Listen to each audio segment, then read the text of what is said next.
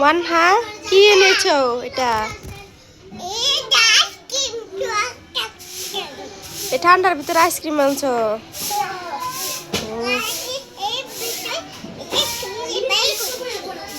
বের করে নিছো?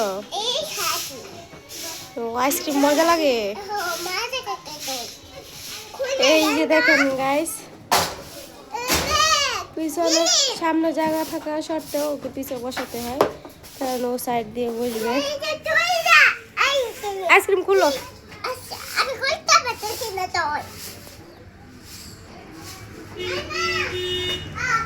এভাবে খুলে না, আইসক্রিম দাও, আমি খুলে দিই। কাশি তাও আইসক্রিম খাওয়া লাগবে না।